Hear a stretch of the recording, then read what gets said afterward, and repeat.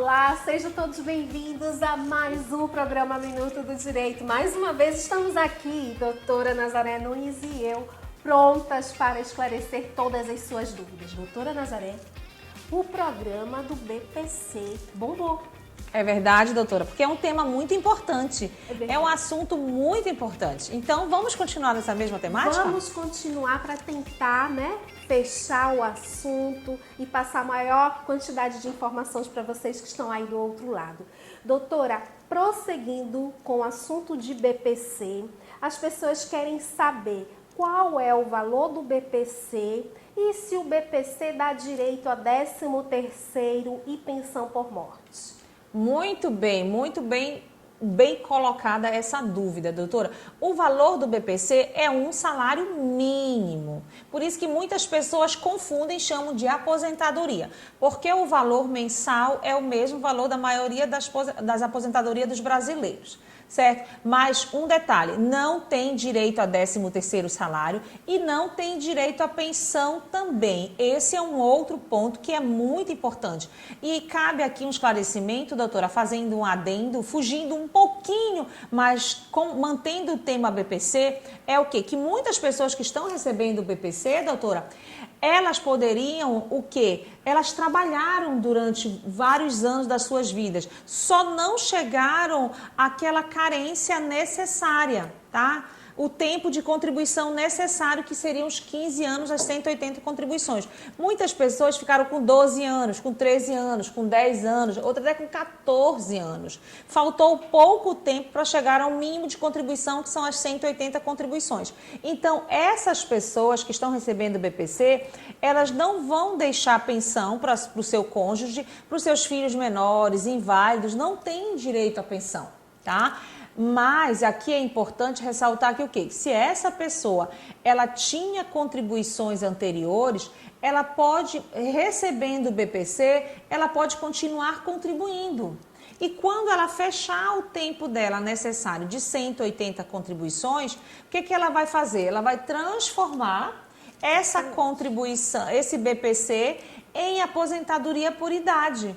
Aí sim, ela vindo a faltar, vindo a ter o óbito, quem vai ter direito? O seu cônjuge, o esposo ou a esposa, vão ter direito à pensão. Se tiver filhos menores ou filhos inválidos também vão ter direito à pensão, doutor. Então, é muito importante nós deixarmos isso aqui bem esclarecido, porque aí do outro lado sempre existem muitas pessoas que estão vivendo esse momento e muitas vezes nem sabem. É verdade, não tem conhecimento dessa informação. Doutora, prosseguindo com o tema BPC, as pessoas querem saber se é possível acumular o BPC com outros benefícios ou ainda querem saber mais, se é possível ter mais de um BPC na mesma família.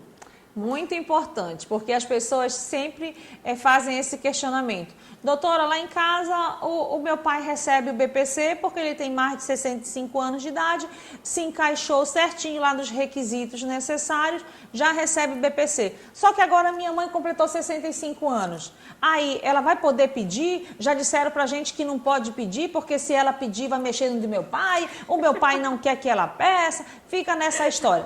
Fique tranquila, minha amiga. A sua mãe também vai ter direito ao BPC, sim. E o que acontece? E se dentro desse mesmo grupo familiar, se tiver ainda um deficiente, pode também. É muito interessante isso. Pode também. Outro ponto que é bem interessante comprovar é o quê? Ah, doutora, olha só o que acontece. O meu pai, ele já é aposentado. Ele recebe uma aposentadoria, é um salário mínimo, tá? A minha mãe vai ter direito ao BPC? Olha só, o seu pai, ele é aposentado, se ele é um idoso acima de 65 anos de idade, essa renda dele também ela é excluída para efeito do cálculo para o valor para receber o BPC, que é o amparo social. Então, doutora, vamos fazer só um parênteses para ficar bem claro para as pessoas que estão aí do outro lado. A senhora acabou de dizer que é possível uma pessoa aposentada que ganha mais de um salário, no caso não a é mais de um salário. Um salário. Um salário. É um aposentado, né? Isso. Ele ganha um salário. No caso, é possível que a companheira ou a esposa possa solicitar um BPC para ela? Sim, sim, porque essa renda dele, doutora, se ele tem acima de 65, tá? Segundo o Estatuto do Idoso, também já está pacificado, tranquila.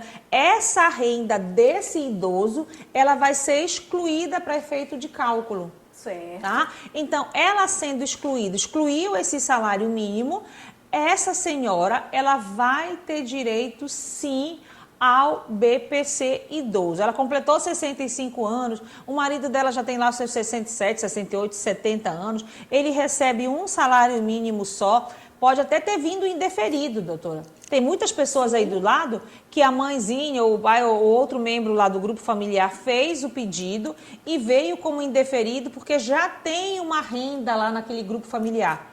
Tranquilo, tá? Pode fazer um recurso para o CRPS ou pode ajuizar essa ação, porque esse valor, tá? Esse salário mínimo desse idoso acima de 65, não é o idoso acima de 60, não. É o idoso acima de 65, porque tem que ressaltar bem isso, doutora Elaine.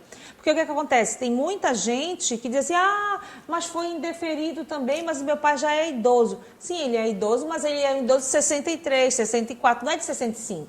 E ela é específica, né, doutora? Totalmente específico, é 65. 65 a renda desse idoso, acima de 65 anos, ela torna-se excluída para efeito do cálculo, tá? Dos requisitos, aí os requisitos vai se encaixar direitinho e essa pessoa vai ter direito a esse BPC sim, doutora. Então, doutora, também, para ficar bem claro, né? A gente tem que esclarecer, nosso Com papel certeza. aqui é deixar claro. Também é possível que tenha numa mesma família mais de uma pessoa recebendo o BPC?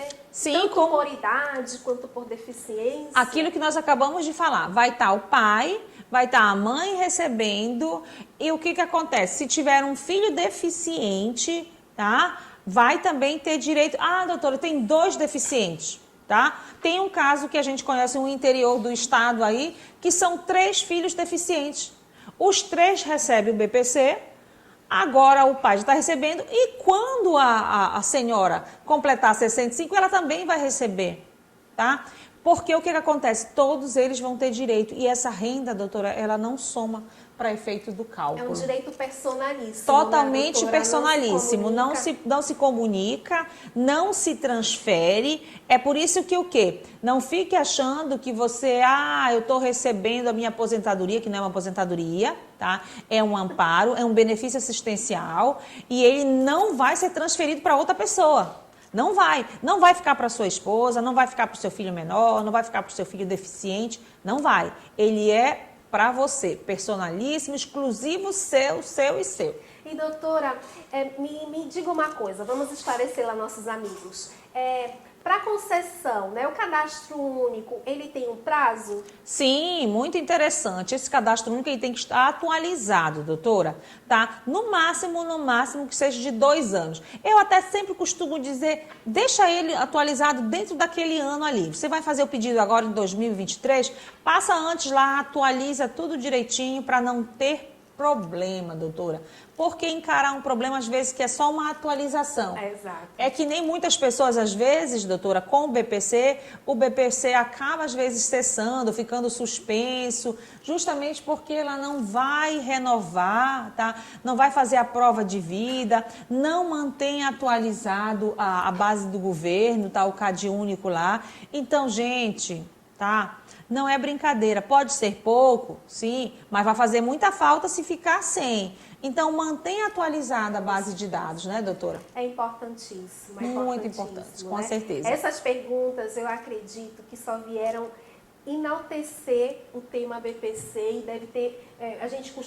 nosso objetivo aqui, doutora, é passar essa mensagem de uma forma muito simples para quem esteja aí do outro lado, compreenda o assunto, né? Com certeza, com certeza. Então, se você ainda tem dúvida, se você ainda tem algum questionamento sobre BPC, encaminha que nós teremos o maior prazer em te responder.